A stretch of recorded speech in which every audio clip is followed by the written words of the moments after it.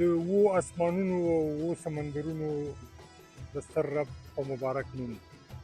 زما ډېرو ښاغلو او منلو دوستانو سلام او ښې چارې. خوښ یم چې نن له خپل ګران هېواد افغانستان څخه 14,000 کیلومتره لرې د شمالي امریکا د ستر هېواد کاناډا په جنوب لویدیځ کې د وینکوور د ښار څخه ستاسو په چوپړ کې یم. کاناډا د نړۍ دویم ستر هېواد دی، البته د ځمکې د مساحت له مخې چې تقریبا څه کم 10 میلیونه کیلومتره مربع مساحت لري او د افغانستان 15 چنده لوی دی. د دې ځای نفوس کټ مټ د افغانستان د نفوسو په اندازه یعنې 40 میلیونه یا 41 میلیونه دی. کاناډا د G8 یا د اتو صنعتي سترو اقتصادي هیوادونو غړی دی، خو دلته څوک د 15,000 کلن تاریخ په خوږو یادونو باندې شخوند نه وهي. دلته څوک په میکده کې جانمازونه نه لټوي.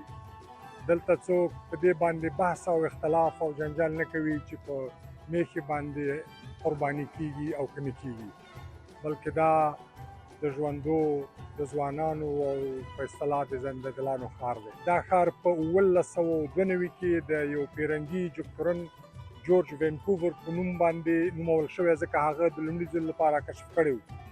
خو د دې ځای وفادارو او ایماندارو خلکو دغه یو جګتورن ته د وفا په خاطر د هغه نوم همداسې ژوندی او تر او تازه ساتلی.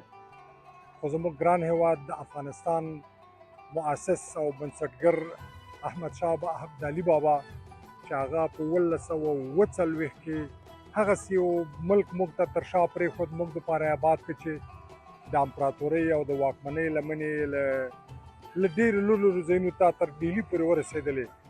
خو موږ متاسفانه یا له ډېر درد سره ووایم چې زموږ همدغه ستر هېواد په نوم تشخص او په هویت باندې موږ سره اوس اختلاف کوو او په هغې مو سره جنجال دی چې آیا دا نوم اصلي دی او که جعلي دی.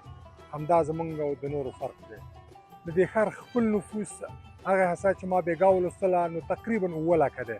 البته که دا خوا وشا نښتي ښارونه او تړلي ښارونه ورسره حساب شي چې د ټولې منطقې ته میټروپالیټن ورته وایي، نو بیا یې نفوس تقریبا 3 میلیونو ته رسیږي.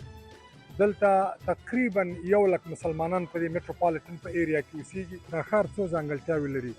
اوله یې دا ده چې د دې ځای یوازې 48 سلنه کاناډایان یا انګریزي ژبې ویونکي دي او پاتې 52 سلنه بیا د نورو هېوادونو کډوال او مهاجر دي. په دې ښار کې له کاناډایانو وروسته تر ټولو ډېر بانفوذه خلک چې په تجارت او په ټولو ساحو کې ډېر فعاله دي هغه چینایان او د هندوستان د پنجاب سیک مذهبي خلک دي. د تېر کال د احصایې له مخې دې ښار ته 15 میلیونه خلک د سیل او چکر لپاره راغلي دي. البته 25% یې بهرنیان او پاتې د دې ښار یا د نږدې ښارونو خلک دي.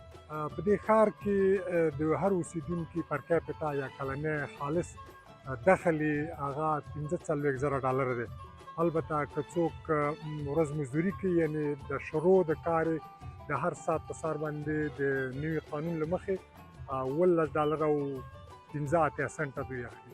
له یو تعلیم یافته افغان نه پوښتنه وکړم هلته خپل ژوند تاسو د دې ځای له خلکو سره څنګه مقایسه کوئ یا په تلی ورسره تلی؟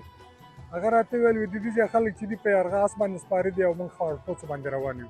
بیا مې له یو بل افغان نه پوښتنه وکړم هلته پکې څه وایي؟ هغه راته ویلې وایي موږ داسې یو چې موږ ژوند ځان ته په شا کړی دی او دا خلک چې دي ژوند ته په شا دي. د 2015 میلادي کال د قانون له مخې دوی ورته سیم سکس میریج ورته وایي، دا معنا چې سړی له سړي سره او ښځه له ښځې سره واده کولی شي. او د 2018 میلادي کال د قانون له مخې دلته هر څوک چې کالکي کې جلۍ چې عمر یې له 19 کال څخه پورته وي هغه کولی شي چې په قانوني شکل باندې چرس په آزادانه شکل باندې وسکي. دا لیک چې تاسو ته ښکاري دې ته د ډیر لیک اف سټي اف برنبي ورته وایي.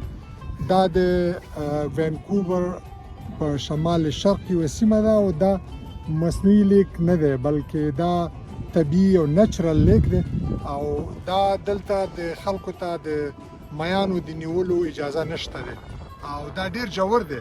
او دلته تاسو وګورئ چې د حتی د ونو د قطع کولو د میانو د نیولو لپاره هم دلته باید یو څوک لایسنس ولري، بې لایسنس یې نشي کولی چې څوک ښکار وکړي. او دا کوم ځای کې چې تاسو ماته د جګ جګ بلډینګونه یا ودانۍ ګوري، دې ته د وینکوور د برنبي سټي یا ښار ورته ویل کېږي.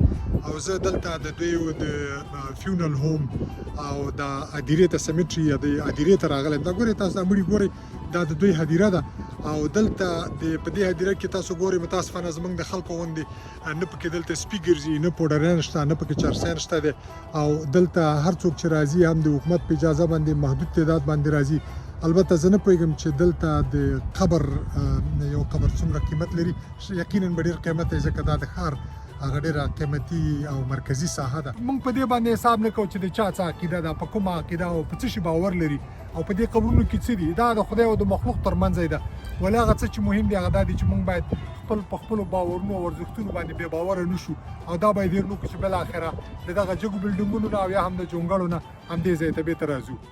یقینا چې سیاسي خپلواکي د الله تعالی ستر نعمت دی او فقر او بېوزلي د غلامۍ پیلامه ده. تر روانې ویډیو مو په ستر رب سپارم، کور مو له غنمو او پتاسو ډک.